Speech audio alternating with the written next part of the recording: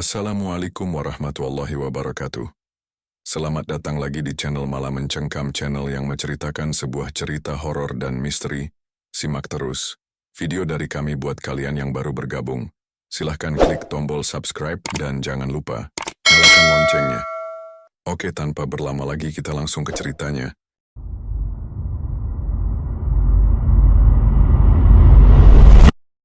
Di ujung gang Pelita, berdiri sebuah rumah tua yang sudah bertahun-tahun tidak ditempati. Cat temboknya mengelupas, gentengnya banyak yang pecah, dan bagian halaman dipenuhi rumput liar. Bagi warga sekitar, rumah itu bukan sekadar bangunan kosong. Ia adalah sumber cerita yang terus berulang, dari bisikan anak kecil sampai gosip orang tua. Setiap kali orang lewat, pandangan mereka selalu singgah sebentar, lalu buru-buru dialihkan seolah takut tertangkap oleh sesuatu yang berdiam di sana. Anak-anak kecil paling sering jadi bahan cerita. Hampir setiap sore, saat mereka bermain di lapangan dekat rumah, ada saja yang berani menunjuk ke arah jendela tua yang kacanya buram. "Aku dengar ada orang jalan di dalam," kata salah satu bocah, matanya bulat, suara bergetar. Bocah lain menimpali, "Iya, semalam aku lewat, ada suara langkah kaki. Padahal rumahnya kosong." Mereka berlari ketakutan, namun esoknya kembali menceritakan hal yang sama. Orang dewasa hanya menganggap itu imajinasi anak-anak, tapi semakin lama semakin banyak bocah yang mengaku mendengar hal serupa. Suara langkah kaki yang berat, seolah ada seseorang yang mondar-mandir di lantai ruang tamu. Tak hanya anak-anak, seorang ibu rumah tangga bernama Bu Lastri juga pernah punya pengalaman aneh. Sore itu ia pulang dari pasar, melewati depan rumah tua. Tangannya penuh dengan belanjaan, tapi matanya tanpa sengaja menoleh. Di teras, ada sebuah kursi goyang. Kursi itu bergerak pelan ke depan dan ke belakang, padahal udara sama sekali tenang. Bu Lastri berhenti, jantungnya berdegup keras.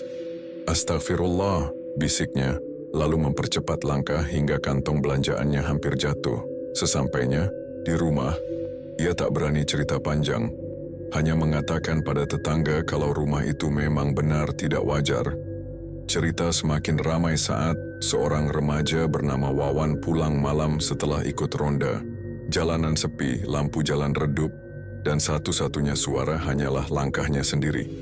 Saat melewati depan rumah angker itu, ia mendengar suara tangisan samar dari dalam. Suara itu lirih, seperti perempuan yang menahan sakit. Wawan berhenti sejenak memastikan apa yang didengarnya nyata. Semakin ia fokus, semakin jelas suara itu terdengar. Bulunya berdiri, tubuhnya gemetar, dan ia langsung berlari tanpa menoleh lagi. Besoknya, ia menceritakan kejadian itu pada teman-teman ronda. Dan sejak itu tidak ada yang berani berjaga di dekat rumah tua itu sendirian. Pak RT, yang sudah lama mendengar cerita-cerita aneh, akhirnya memberi peringatan. Dalam rapat warga, ia berkata dengan nada tegas, "Saya minta semua jangan coba-coba masuk rumah itu. Banyak cerita yang bikin kita gelisah, tapi jangan sampai ada yang nekat. Rumah itu kosong, tapi bukan berarti kita boleh sembarangan." Ucapannya membuat suasana rapat hening. Warga menunduk, sebagian mengangguk setuju, sebagian lain hanya diam sambil menahan rasa penasaran. Larangan itu malah membuat rumah tua semakin jadi bahan obrolan. Setiap kali ada kumpul-kumpul, rumah itu pasti disebut. Orang-orang mulai bertanya-tanya, apa sebenarnya yang terjadi di dalamnya? 3 pemuda desa, Ilham, Bima, dan Reza, adalah orang yang paling penasaran. Mereka sering nongkrong di pos ronda dekat gang, dan obrolannya selalu kembali ke rumah itu. Suatu malam, mereka membicarakan cerita Bu Lastri dan Wawan. Ilham, yang paling berani, menepuk meja kayu dengan tangan.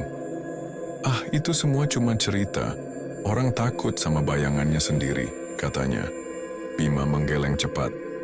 "Kamu belum dengar sendiri, Ilham. Orang-orang nggak mungkin bohong semua." Reza menatap mereka bergantian, raut wajahnya ragu. "Tapi kalau beneran ada apa-apa, kita gimana?" Ilham tersenyum tipis, matanya penuh tantangan. "Kalau memang ada, kita buktikan. Kita bertiga masuk, lihat sendiri. Kalau ternyata kosong, kita bisa bilang ke orang-orang biar nggak pada percaya mitos lagi." Bima terdiam, wajahnya cemas. Reza menggigit bibir, tidak langsung menjawab. Perdebatan itu berlangsung lama hingga akhirnya mereka setuju untuk mencoba. Rasa penasaran mengalahkan rasa takut, meski dalam hati Bima dan Reza sama sekali tidak tenang. Sejak kesepakatan itu, hari-hari mereka terasa berbeda. Setiap kali lewat depan rumah, Bima merasa dadanya sesak. Reza mulai sering terbangun malam, membayangkan wajah pucat yang menatap dari balik jendela. Sementara Ilham justru semakin bersemangat seolah tantangan itu membuatnya merasa lebih hidup. Ia selalu berkata, "Tenang aja, nggak akan ada apa-apa." Namun kalimat itu tidak pernah cukup menenangkan dua temannya. Mereka tahu, sekali melangkah, masuk tidak ada jalan kembali untuk menghapus rasa penasaran. Malam demi malam, rumah tua di ujung gang tetap berdiri dengan sunyi yang menekan. Angin yang lewat membuat daun-daun bergesekan, menambah kesan menyeramkan. Warga yang melintas cepat-cepat menundukkan kepala.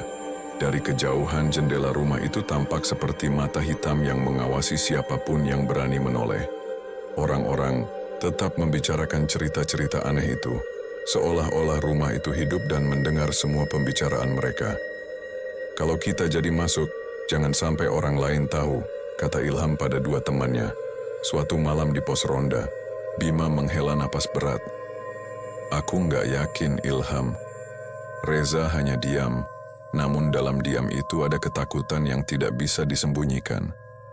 Obrolan mereka menggantung di udara dingin, meninggalkan rasa gelisah yang tak kunjung reda. Rumah tua itu menunggu, seolah menyimpan sesuatu yang hanya bisa ditemukan oleh mereka yang berani melangkah ke dalam. Bagi Ilham, Bima, dan Reza, janji itu sudah terucap. Tidak ada yang bisa memastikan apa yang akan mereka temui. Namun bayangan rumah itu terus membayang-bayangi pikiran mereka setiap hari. Dan malam semakin terasa panjang ketika ketiganya sadar, apapun yang terjadi nanti, hidup mereka tidak akan sama lagi. Bayangan tentang janji yang sudah terucap membuat Ilham, Bima, dan Reza tidak bisa lagi mundur. Malam itu, udara lebih dingin dari biasanya. Jalan menuju rumah sepi, hanya suara jangkrik yang terdengar dari balik semak. Lampu jalan redup, menyorot, samar ke arah dinding rumah yang catnya sudah terkelupas. Tiga pemuda itu berjalan pelan. Ilham di depan membawa senter kecil, sedangkan Reza dan Bima mengikuti dengan langkah ragu. Cahaya senter bergetar karena tangan Ilham tidak tenang, meski wajahnya mencoba terlihat berani. Bima berkali-kali menoleh ke belakang, memastikan tidak ada orang yang memperhatikan mereka. "Ilham, aku nggak enak. Udara di sini dingin banget," ucap Bima, suaranya pelan tapi jelas bergetar. "Bima, jangan mulai lagi. Kita sudah sepakat," jawab Ilham dengan nada tegas. Reza menarik napas dalam-dalam. "Aku juga merasa aneh, Ham. Dari tadi bulu kuduku berdiri." "Sudahlah, kalau cuma takut jangan dibesar-besarkan. Kita masuk, lihat sebentar, terus keluar," balas Ilham. Mereka berhenti di depan pagar kayu yang sudah rapuh. Bima menelan, ludah tangannya gemetar. Ia ingin mundur, tapi rasa malu menahannya. Ia tahu kalau ia kabur sekarang, Ilham akan terus mengejeknya. Reza juga tidak jauh berbeda, wajahnya pucat tapi kakinya tetap mengikuti. Ilham mendorong pintu pagar. Suara kayu yang bergesekan menimbulkan bunyi panjang yang menusuk telinga. Begitu pagar terbuka, halaman rumah menyambut dengan gelap pekat. Rumput liar menutupi hampir seluruh jalan setapak. Mereka berjalan melewati halaman itu, hingga sampai di depan pintu rumah yang besar dan kusam. "Kalau sekarang kita balik, aku nggak keberatan," kata Bima lagi. Suaranya nyaris seperti bisikan. Ilham menoleh, wajahnya keras. "Kalau takut, tunggu di luar. Aku sama Reza aja yang masuk." Reza menatap Ilham dengan mata cemas. Aku nggak yakin juga, Ham." Ilham mendengus. "Kalian ini penakut semua, nggak ada apa-apa kok." Tanpa menunggu persetujuan, Ilham meraih gagang, pintu dan mendorongnya perlahan. Tiba-tiba terdengar suara berderit keras panjang membuat ketiganya refleks mundur.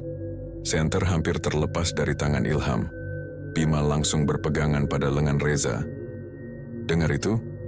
Pintu kayak menolak kita," kata Bima dengan suara bergetar. "Itu Cuma pintu tua, saut Ilham cepat walau jantungnya ikut berdegup keras. Mereka masuk perlahan. Begitu langkah pertama menapak ke lantai ruang tamu, udara di dalam lebih dingin dari halaman. Bau lembab menusuk hidung, bercampur dengan aroma kayu lapuk. Cahaya senter menyorot kursi goyang di pojok ruangan. Kursi itu bergerak sendiri, pelan, maju mundur seperti ada orang yang duduk. Tidak ada angin, semua jendela tertutup rapat. Reza langsung menahan napas, wajahnya pucat. Astagala, kursinya. Bima menutup mulut dengan tangan, tubuhnya gemetar. Aku bilang juga apa? Kita jangan masuk. Ilham menegakkan tubuh, meski jelas tangannya bergetar. Itu mungkin tikus atau apa. Tapi kata-kata itu tidak meyakinkan siapapun, bahkan dirinya sendiri. Mereka berdiri membeku, memperhatikan kursi itu yang masih terus bergerak. Sunyi hanya dipecahkan suara kursi yang berderit pelan. Reza ingin lari, tapi kakinya kaku. Bima menunduk, menolak melihat. Lebih lama, Ilham melangkah lebih maju, senter diarahkan ke kursi. Tidak ada siapapun.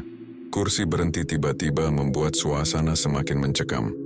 Udah, kita keluar aja, desak Reza, suaranya lirih. Belum, kita belum lihat semua, jawab Ilham cepat. Aku nggak mau, Ham. Ini sudah cukup bukti, kata Bima hampir menangis. Mereka terdiam, lalu tiba-tiba bau anyir menyengat memenuhi ruangan. Baunya tajam, seperti darah yang sudah lama mengendap. Reza langsung muntah kecil di sudut, tubuhnya lemas. Bau apa ini?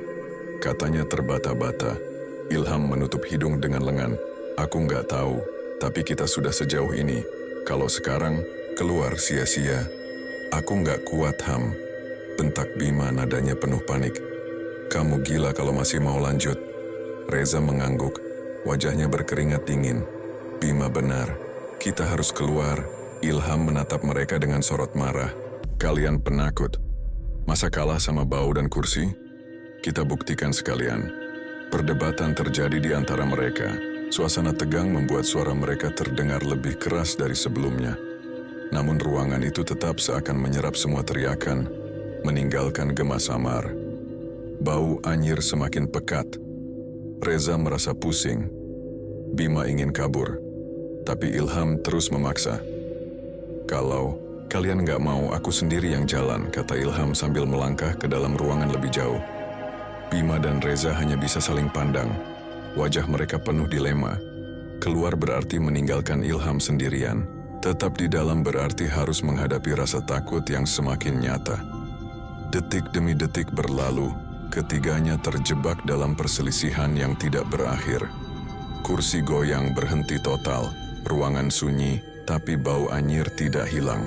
Batin Bima penuh keraguan. Ia ingin sekali keluar, tapi ada rasa bersalah meninggalkan temannya.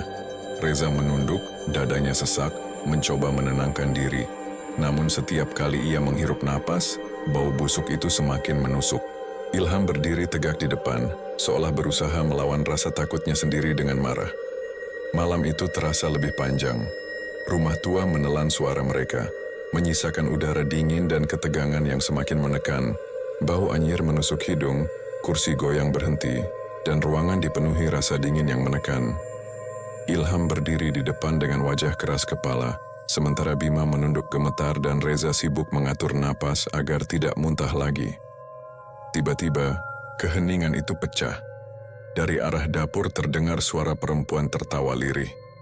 Suara itu pelan, seperti seseorang yang menahan geli. Tapi di dalam rumah kosong, tawa itu terasa menusuk dan tidak wajar. Bima langsung membeku, matanya melebar, tangannya menggenggam lengan Reza dengan kaku. Dengar enggak? Suara Bima lirih nyaris tak terdengar. Reza menelan ludah. Aku dengar. Itu jelas suara perempuan. Ilham memutar badannya ke arah dapur. Senter diarahkan, meski tangannya ikut bergetar. Mungkin cuma suara dari luar, katanya, berusaha meyakinkan. Tapi getar suaranya tidak bisa disembunyikan. Bima menggeleng cepat, wajahnya pucat. Nggak mungkin, Ham, itu jelas dari dalam. Aku nggak mau lanjut, aku nggak bisa. Ilham menoleh dengan tatapan tajam.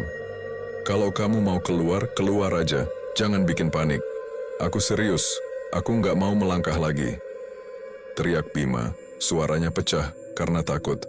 Suasana menjadi tegang. Tawa lirih itu terdengar lagi, kali ini lebih jelas, seolah semakin dekat. Reza merasakan bulu kuduknya berdiri. Ia ingin ikut Bima mundur, tapi matanya terpaku ke arah pintu dapur yang masih tertutup.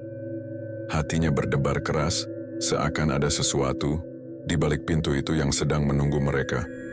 Ilham menarik napas panjang lalu melangkah ke depan. Aku duluan. Kalau kalian mau diam aja, silakan. Reza langsung menahan tangannya. Ham, jangan gegabah. Ilham menepis. Kalau kita terus takut, kita nggak akan tahu apa-apa. Aku nggak tahan sama ketakutan yang nggak jelas. Bima mengguncang kepala. Kamu gila, Ham. Aku nggak akan ikutin kamu. Langkah kaki Ilham bergema di lantai kayu. Setiap pijakan seperti mengetuk hati mereka. Reza menunduk lalu perlahan mengikuti meski kakinya berat. Bima tetap di belakang, tubuhnya gemetar, wajahnya hampir menangis. Tiba-tiba Reza berhenti. Ada suara langkah lain, jelas berat, datang dari arah samping. Ia langsung menarik Ilham. Ham, kamu dengar nggak? Ada yang jalan, bukan kita. Ilham terdiam, menajamkan telinga. Suara itu terdengar lagi. 1, 2, 3 langkah, lalu hening. Bima menutup telinga dengan kedua tangannya. Aku mau keluar, aku nggak peduli sama janji kita. Reza menatap ke sekeliling, panik. Siapa yang jalan barusan, bukan kita kan? Diam, jangan panik, kata Ilham, meski jelas suaranya goyah. Belum, sempat mereka bicara lebih jauh. Pintu ke arah dapur berderit pelan. Tanpa ada yang menyentuh, pintu itu terbuka perlahan, menyingkap sedikit ruang gelap di baliknya. Bima menjerit, Reza mundur 2 langkah, dan Ilham spontan menyorotkan senter. Siapa yang buka tadi? Tanya Reza dengan nada tinggi. Aku nggak sentuh apa-apa, jawab Ilham. Bukan aku juga. Astaga, pintunya kebuka sendiri. Bima hampir histeris. Ketiganya saling menatap, wajah mereka penuh ketakutan dan tuduhan. Jantung Reza berdegup keras, keringat dingin mengalir di pelipis. Bau anyir semakin pekat bercampur dengan udara dingin dari arah dapur. Jangan ada yang bercanda sekarang, kata Reza pelan. Ilham melangkah maju, menyorotkan senter ke pintu dapur yang kini terbuka lebar. Cahaya masuk ke dalam, dan di sana berdiri sosok wanita berambut panjang, membelakangi mereka. Rambutnya hitam terurai sampai menutupi hampir seluruh punggung. Pakaiannya putih kusam, tubuhnya kaku, tidak bergerak sedikit pun seolah menunggu. Bima menjerit keras dan langsung berlari ke arah pintu depan. Aku nggak mau mati di sini. Reza membeku, matanya tidak bisa berpaling dari sosok itu. Ham. Dia nyata, dia beneran ada. Suaranya bergetar, tidak sanggup meneruskan. Ilham terdiam, wajahnya pucat untuk pertama kali. Tangannya gemetar hebat meski masih menggenggam senter. Diam, jangan bikin ribut, katanya. Tapi suaranya kosong, seperti orang yang kehilangan keyakinan. Sosok itu tetap membelakangi mereka, tapi udara di sekitar terasa semakin berat. Reza akhirnya menarik lengan Ilham. Kita harus keluar, sekarang juga. Ilham tersentak, lalu keduanya berbalik, tapi arah yang mereka pilih berbeda. Reza berlari ke arah jendela ruang tengah, sementara Ilham tetap ke arah pintu depan, mengejar Bima yang sudah lebih dulu kabur. Ruangan itu langsung kacau. Suara langkah kaki mereka bercampur dengan derit lantai kayu, sementara di belakang, sosok wanita itu masih berdiri membelakangi, tidak bergeming sedikit pun. Di tengah kepanikan itu, batin mereka tercerai-berai. Bima berlari dengan penuh ketakutan, matanya basah, hatinya menyesal sudah ikut. Reza dihantui bayangan langkah misterius yang didengarnya tadi, seolah sesuatu sedang menguntit. Ilham, yang tadi keras kepala, kini kehilangan keberaniannya. Namun egonya tidak mengizinkan untuk mengaku takut. Udara dingin semakin menekan, bau anyir semakin menusuk. Suasana rumah itu seolah menelan akal sehat mereka, membuat pilihan mereka terpecah dan tidak lagi berpikir jernih. Rumah itu tetap sunyi, hanya menyisakan tawa lirih samar yang terdengar sekali lagi dari arah dapur, mengiringi langkah kacau 3 pemuda yang panik. Dan malam itu, ketakutan mereka belum berakhir. Ketiga pemuda itu berlari dengan langkah panik. Bima lebih dulu mencapai pintu depan, diikuti Ilham, lalu Reza yang masih menoleh ke belakang memastikan sosok di dapur tidak mengejar. Dengan napas terengah-engah, mereka sampai di depan pintu yang tadi sempat terbuka. Kini pintu itu tertutup rapat seolah tidak pernah digerakkan manusia. Ilham langsung meraih gagang pintu dan menariknya keras-keras, tidak bergerak sedikit pun. Dengan wajah tegang, ia menendang bagian bawah pintu. Suara duk menggema, tapi pintu tetap tak bergeming. Ia mencoba lagi, kali ini lebih keras, sampai lututnya terasa sakit. Tetap sama, pintu tidak terbuka. Kenapa nggak bisa kebuka? Tadi kita jelas masuk dari sini. Ilham berteriak, wajahnya berkeringat dingin.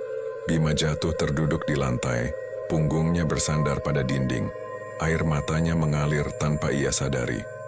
Aku sudah bilang jangan masuk, semua ini gara-gara kamu. Ham! Suaranya pecah penuh tuduhan. Ilham menoleh dengan wajah marah. Kalau kamu cuma bisa nangis, diam aja. Jangan salahin aku. Aku benar-benar takut. Kita terjebak. Kamu yang maksa, sekarang lihat sendiri. Bima membentak, tubuhnya gemetar hebat. Reza menutup telinganya, mencoba mengatur napas. Namun di sela keheningan itu, ia mendengar sesuatu. Sebuah suara lirih, dekat, seperti berbisik tepat di samping telinganya. Reza. Suara itu begitu jelas membuat bulunya berdiri. Ia menoleh ke arah jendela samping pintu. Gelap, tapi seolah ada bayangan yang bergerak. Siapa yang manggil aku barusan? Reza mundur beberapa langkah. Matanya liar mencari sumber. Suara Ilham menoleh cepat. Apa maksudmu? Siapa yang manggil? Ada yang nyebut namaku. Jelas banget, jawab Reza terbata. Suaranya serak. Bima semakin menangis keras, menutup wajah dengan kedua tangannya. Aku nggak mau di sini lagi. Aku mau pulang. Ilham kembali menghantam pintu dengan bahunya. Tubuhnya memantul, pintu tetap tidak bergeser. Suara kayu berderit pelan, tapi tidak ada tanda akan terbuka. Napasnya semakin kasar, wajahnya penuh frustrasi. Sementara itu, kursi goyang di ruang tamu yang sejak tadi bergerak perlahan, tiba-tiba berhenti total. Tidak ada suara, tidak ada gerakan. Sunyi yang muncul justru membuat suasana semakin menekan. Seakan-akan berhentinya kursi itu menandakan sesuatu hadir di dalam rumah. Reza menoleh ke arah ruang tengah dengan tatapan cemas. Kenapa kursinya berhenti? Ilham ikut melihat, senter diarahkan. Tapi cahaya hanya menyorot kursi yang diam membisu. Aku nggak tahu, jawabnya pelan. Untuk pertama kalinya terdengar ketakutan. Bima semakin menunduk, tubuhnya gemetar. Suaranya parau. Aku nggak tahan, aku benar-benar nggak tahan. Reza terus menoleh ke arah dapur. Matanya semakin melebar. Sosok wanita yang tadi berdiri membelakangi mereka kini perlahan menoleh. Rambut hitam panjang menyingkap memperlihatkan wajah pucat. Kulitnya seputih kapur, penuh retakan seperti tanah kering. Matanya hitam pekat, kosong, menatap lurus ke arah mereka. Reza terhuyung mundur. Ya Tuhan, dia nengok, dia lihat kita. Bima menjerit keras menutup telinga dan matanya. Aku nggak mau lihat, aku nggak mau. Ilham terpaku, senter di tangannya bergetar. Untuk pertama kalinya, kepercayaan dirinya hancur. Apa itu? Gumamnya pelan. Sosok itu tetap diam, hanya menatap. Matanya yang hitam pekat membuat dada mereka sesak, seolah pandangan itu bisa menembus batin.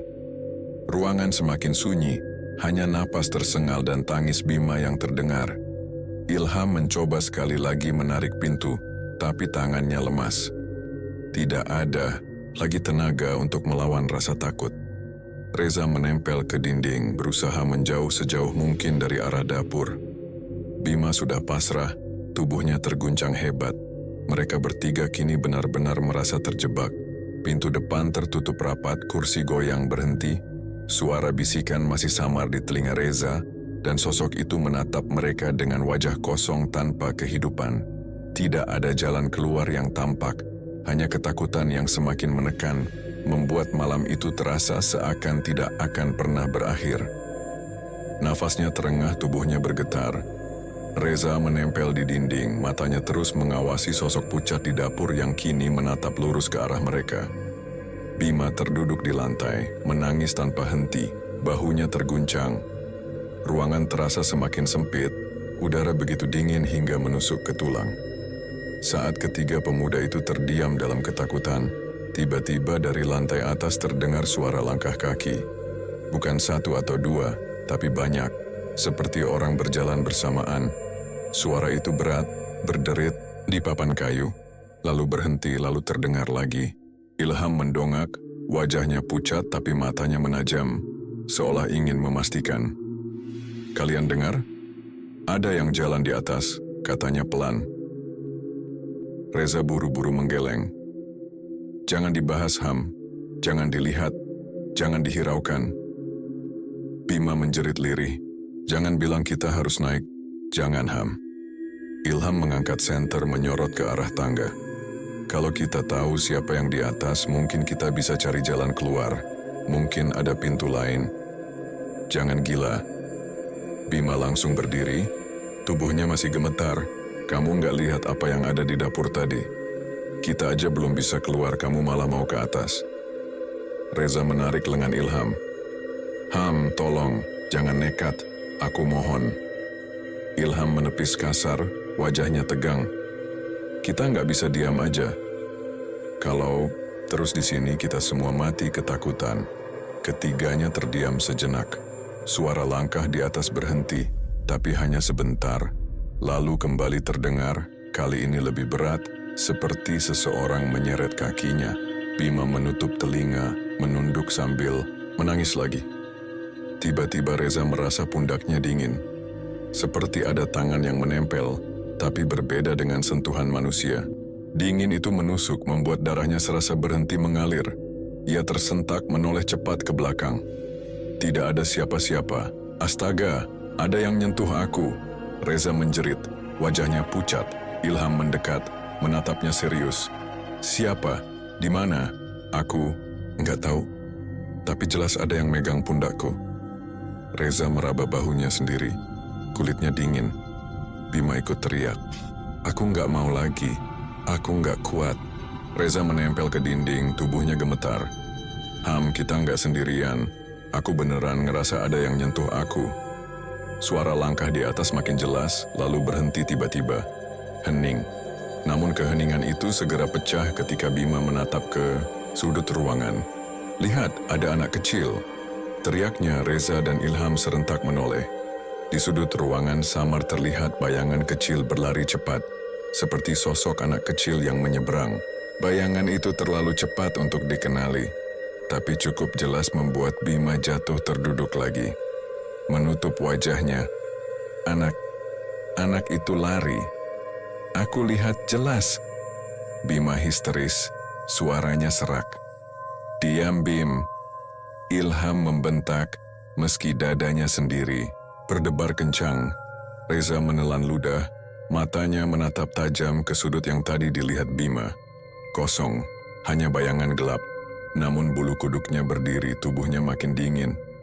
"Aku juga lihat, dia kecil tapi larinya cepat banget." Suasana makin tidak terkendali. Tangisan Bima makin keras. Ilham berusaha menahan rasa takut dengan marah, sementara Reza terus memperhatikan setiap sudut ruangan. Lalu terdengar lagi suara itu. Bukan tawa, bukan langkah, melainkan bisikan. Pelan, jelas menyebut nama mereka satu persatu. Ilham, Reza, Bima. Suara itu bergantian, seakan-akan ada banyak orang berbisik di telinga mereka. Ilham langsung memutar senter ke segala arah, panik. "Siapa? Jangan main-main." Reza menutup telinganya, wajahnya pucat pasi. "Mereka manggil aku lagi. Aku dengar jelas." Bima berteriak. "Aku nggak mau dengar. Diam, diam." Ia menghantamkan kepalanya ke dinding, berusaha menutupi telinga. Bisikan itu tidak berhenti. Suara lirih dekat sekali, seperti ada di balik leher mereka. Setiap nama disebut dengan intonasi berbeda, kadang lembut, kadang berat. Ilham menekan, senter lebih kuat, keringat dingin membasahi wajahnya. Keluar, tunjukin diri kalian. Namun tak ada jawaban selain bisikan yang makin jelas. Di tengah kepanikan itu, tiba-tiba lampu senter mereka padam bersamaan. Gelap total menelan ruangan. Hanya tersisa suara napas dan tangisan. Sentermu mati juga, teriak Reza panik. Iya, aku nggak bisa nyalain. Ilham mencoba menekan tombol berulang kali, percuma. Aku nggak bisa lihat apa-apa. Aku nggak bisa. Bima histeris, tubuhnya bergetar hebat. Mereka bertiga terjebak dalam kegelapan. Tidak ada cahaya, hanya suara-suara asing yang masih berbisik, menyebut nama mereka berulang kali. Kegelapan itu begitu pekat, seolah menutup semua jalan keluar. Ilham memukul pintu dengan kepalan tangan. Putus asa, Reza terengah-engah, tubuhnya menempel ke dinding. Bima masih menangis keras menyalahkan Ilham tanpa henti. Aku nggak seharusnya ikut kamu. Aku benci kamu, jeritnya. Diam, Bim. Diam. Ilham membalas dengan suara marah yang dipenuhi ketakutan. Reza menutup wajah dengan kedua tangannya, tubuhnya goyah. Aku nggak bisa lagi. Aku benar-benar nggak bisa. Kegelapan menekan mereka tanpa ampun. Bisikan makin kuat, makin dekat, sampai rasanya tepat di dalam kepala mereka. Tidak ada jalan keluar, hanya ketakutan yang semakin dalam. Malam itu, rumah tua menelan suara panik 3 pemuda yang kehilangan arah. Dan tidak ada yang tahu apakah mereka masih mampu bertahan dalam gelap yang tidak mengenal belas kasihan. Tidak ada cahaya, tidak ada pegangan. Hanya suara napas tersengal, tangisan Bima, dan bisikan samar yang masih membekas di telinga. Mereka meraba-raba dinding dengan tangan, mencoba mencari jalan keluar meski tubuh gemetar hebat. Reza yang berjalan paling dekat ke dinding menemukan sesuatu. Ujung jarinya menyentuh bingkai kayu. Ini jendela, katanya dengan suara bergetar. Ia meraba lebih jauh menemukan gagang besi. Kalau ini bisa dibuka, kita bisa keluar. Ia mencoba mendorong kaca dengan hati-hati. Namun sebelum sempat bergerak lebih jauh, terdengar bunyi krek tajam. Kaca itu retak sendiri, garis panjang membelah permukaan gelapnya. Reza tersentak mundur. Astaga, pecah sendiri! Teriaknya panik. Bima menjerit. Aku bilang nggak ada jalan keluar. Kita dikurung di sini. Tangannya meraba lantai mencari pegangan. Namun tiba-tiba ia berteriak lebih keras. Ada yang narik kakiku. Tolong, lepasin. Suaranya pecah, tubuhnya meronta-ronta. Ia merasakan sesuatu yang dingin melilit pergelangan kakinya, menariknya ke arah gelap. Ia menendang sekuat tenaga tapi tetap merasa ada tarikan. Bima, diam! Jangan teriak terus! Ilham mendekat, menarik tubuh Bima ke atas. Tapi Bima tetap berteriak, kakinya menendang sembarangan. Ilham yang sudah kehilangan kesabaran akhirnya menampar pipinya keras. Diam, kalau enggak kita semua celaka. Tamparan itu membuat Bima terhenti sejenak lalu menangis keras. Kenapa? Kamu mukul aku? Aku benar-benar ditarik, Reza menahan Ilham. Jangan gila. Dia ketakutan, jangan dipukul. Kamu kira aku nggak takut? Ilham membalas dengan suara keras, matanya liar. Kalau dia terus teriak, kita habis. Pertengkaran itu membuat ruangan semakin tegang. Namun tiba-tiba, dari loteng di atas, kepala mereka terdengar suara ketukan keras. Dok, dok, dok. Suara itu seperti seseorang yang menghantam papan dengan benda berat. Ketiganya langsung terdiam. Tubuh mereka kaku. Apa itu?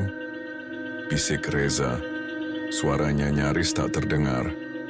Loteng, jawab Ilham pendek, menelan ludah dengan susah payah. Bima menutup mulutnya dengan kedua tangan. Air matanya mengalir deras. Ia tidak berani bergerak sedikit pun. Suara ketukan itu berhenti, meninggalkan hening yang lebih menakutkan dari sebelumnya. Mereka bertiga saling pandang dalam gelap, hanya bisa mengandalkan suara. Ketika ketegangan mencapai puncak, pintu kamar di sebelah ruang tengah berderit pelan. Pintu itu terbuka sendiri, menyingkap kegelapan yang lebih pekat. Dari dalam terdengar suara orang bernafas berat, dalam, teratur, seolah ada seseorang di dalam kamar itu menunggu. Reza menelan ludah, tubuhnya gemetar. Kalian dengar? Ilham mengangguk pelan. Iya, ada yang di dalam. Bima menggeleng cepat. Aku nggak mau masuk. Jangan paksa aku masuk. Kita nggak punya pilihan, kata Ilham dengan suara serak. Kalau tetap di sini kita lebih parah. Masuk ke kamar, mungkin kita bisa sembunyi. Reza ragu, tapi suara napas dari dalam kamar semakin jelas. Seolah-olah undangan yang tidak bisa mereka abaikan. Sementara itu, dari arah dapur, suara kursi kembali berderit pelan. Tanda sesuatu sedang bergerak. Kita harus pilih sekarang, desak Ilham. Reza menarik Bima yang masih gemetar. Ayo Bim, kita nggak bisa diam di sini. Bima berusaha menolak, kakinya lemas. Aku nggak mau, aku takut. Namun akhirnya ketiganya berjalan pelan menuju pintu kamar. Langkah mereka berat, setiap derit lantai membuat jantung berdegup lebih keras. Begitu mereka melewati ambang pintu, udara di dalam terasa lebih dingin, lebih pengap. Suara napas berat itu berhenti tiba-tiba, meninggalkan hening yang menusuk. Mereka berdiri kaku di dalam kamar gelap, hanya bisa mendengar detak jantung masing-masing. Tidak ada jalan keluar, tidak ada kepastian. Hanya ketakutan yang semakin dalam, menekan mereka tanpa ampun. Dan malam itu masih terasa sangat panjang. Langkah mereka berat, napas terengah, dan rasa takut terus menekan. Begitu melewati ambang pintu, udara semakin dingin, lebih sesak dari ruang tengah. Bau lembab menusuk hidung, bercampur dengan debu yang sudah lama menempel di dinding kamar. Lampu senter sudah mati sejak tadi. Jadi mereka hanya mengandalkan rabaan tangan di udara gelap. Bima melangkah lebih dulu, tangannya meraba ke dinding. Ujung jarinya menyentuh permukaan dingin kaca. Ia sadar ada sebuah cermin berdiri di pojok kamar. Meski gelap, pantulan samar terlihat. Ia menunduk, tapi saat mata menyesuaikan, tubuhnya kaku. Astaga, kalian lihat nggak? Suaranya lirih. Gemetar. Apalagi sekarang? Ilham mendekat, suaranya keras untuk menutupi takut. Cermin, ada bayangan lain. Bima mundur beberapa langkah, tubuhnya hampir jatuh. Kita bertiga aja di sini, tapi di cermin ada 4 orang. Reza menoleh cepat, matanya menatap ke arah pantulan samar itu. Ia menelan ludah. Aku lihat juga ada sosok berdiri di belakang kita. Ilham memaksa melangkah maju menatap cermin dengan mata tajam. Namun wajahnya sendiri terlihat asing, pucat, matanya kosong. Bayangan keempat itu berdiri kaku, tanpa wajah, hanya rambut panjang menutupi muka. Bima menjerit. Itu bukan kita, itu bukan kita. Suara jeritan membuat ketegangan makin parah. Tiba-tiba pintu kamar berderit keras, lalu menutup rapat dengan hentakan kuat. Mereka bertiga serentak menoleh. Ilham berlari ke pintu, menarik gagang sekuat tenaga, tidak bergerak. Ia memukulnya, menendangnya, tapi tetap terkunci dari luar. Gila, pintu dikunci dari luar. Ilham memaki, napasnya kasar. Reza ikut mencoba. Buka pintunya, namun hasilnya sama saja. Ia berhenti, keringat dingin mengalir deras. Bima jatuh terduduk lagi, wajahnya basah air mata. Kita nggak bisa keluar, kita benar-benar terjebak. Ilham berdiri terengah, lalu tiba-tiba tubuhnya bergetar. Matanya menatap kosong, tidak lagi fokus pada temannya. Bibirnya bergerak menggumam kata-kata asing yang tidak bisa dimengerti. Suaranya berat seolah bukan suaranya sendiri. Reza langsung mengguncang bahunya. Ham, sadar Ham, jangan kayak gini. Bima menangis lebih keras. Dia kerasukan, aku tahu dia kerasukan. Ilham terus menggumam, kepalanya menunduk, tangan terkepal erat. Tubuhnya goyah tapi tidak jatuh. Reza panik, mencoba menepuk wajahnya. Ham, ingat kita, jangan diam aja. Tapi Ilham hanya bergumam makin keras. Suaranya seperti berlapis, kadang berat, kadang lirih. Dari sudut kamar terdengar suara kain terseret. Bima menoleh lalu menjerit ketakutan. Dia ada di sini, wanita itu. Reza cepat menoleh. Di sudut gelap, sosok wanita berambut panjang berdiri. Tubuhnya kaku, wajah masih tertutup rambut. Ia bergerak pelan, maju setapak demi setapak tanpa suara. Udara kamar semakin dingin. Ya Tuhan, dia mendekat. Reza mundur, menarik Bima yang hampir pingsan. Sosok itu semakin dekat.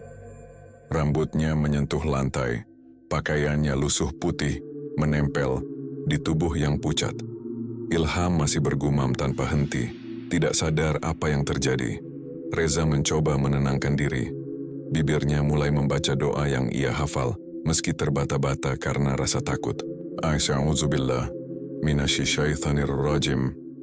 Suaranya patah-patah. Namun seiring ia membaca, tubuhnya mendadak terasa berat, seperti ada sesuatu menindih dari atas. Kakinya sulit bergerak, dadanya sesak.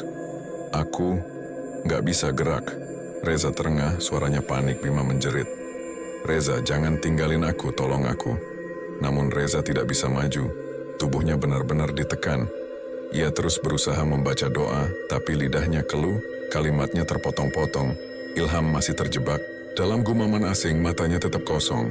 Sosok wanita semakin dekat, wajahnya perlahan menoleh. Rambutnya bergeser, menyingkap kulit pucat dengan mata hitam pekat. Pandangannya kosong, namun terasa menusuk, membuat mereka semua membeku. Bima terisak keras, tubuhnya hampir roboh.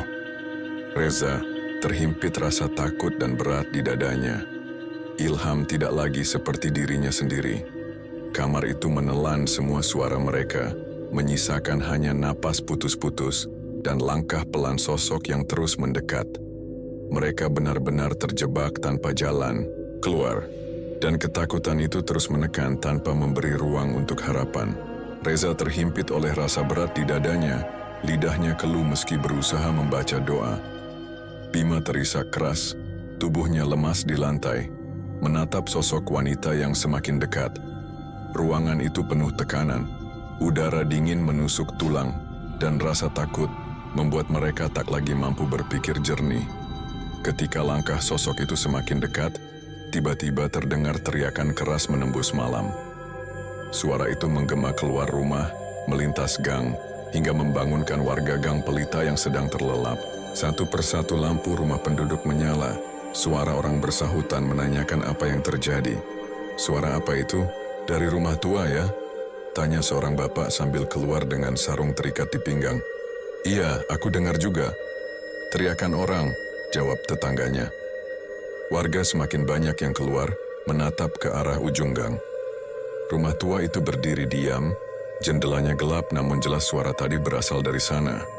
Beberapa warga berbisik, ada yang langsung menutup pintu rumahnya lagi, takut terlibat. Namun ada juga yang memberanikan diri untuk mendekat.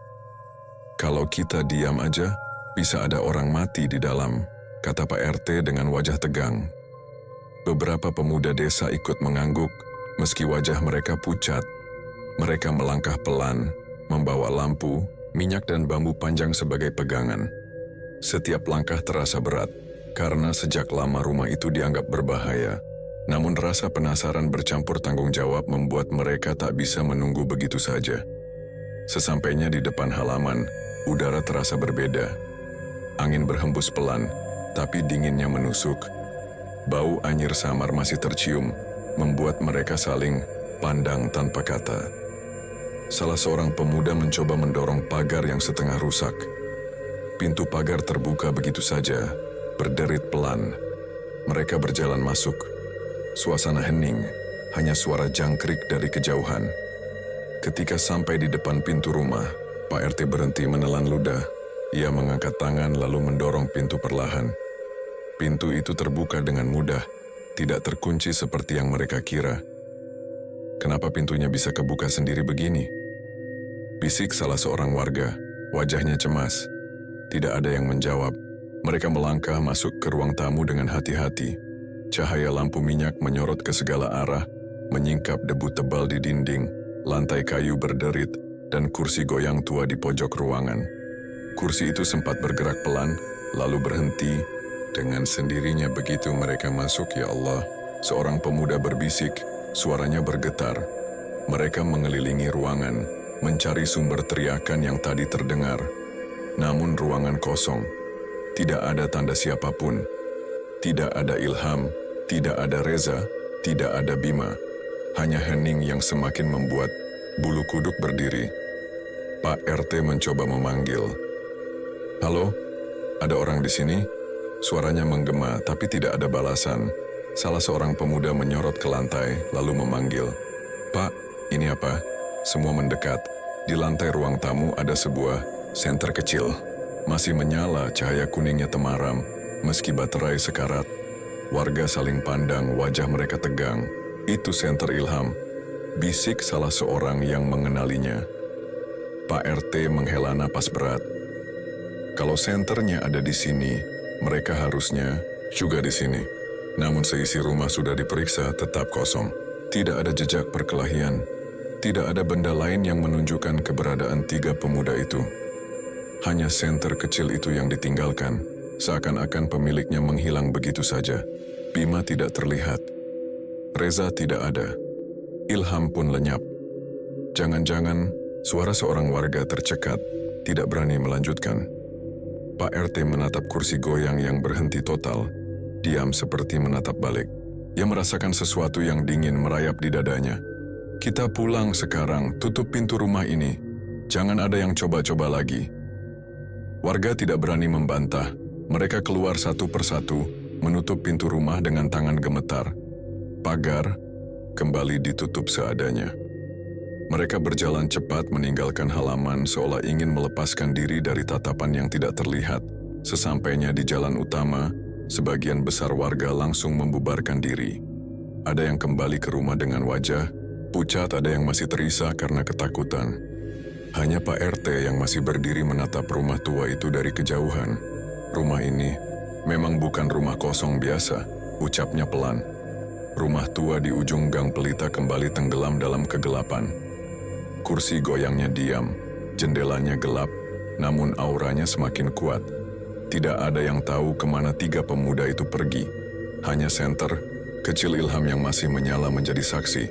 Dan sejak malam itu warga semakin yakin rumah itu adalah tempat arwah mencari teman baru. Rumah tetap berdiri, menyeramkan, menunggu siapa lagi yang berani melangkah masuk. Mungkin sampai sini saja cerita ini dan jangan lupa kalian subscribe channel ini, biar tidak ketinggalan cerita horor dan mistis lainnya. Wassalamualaikum warahmatullahi wabarakatuh.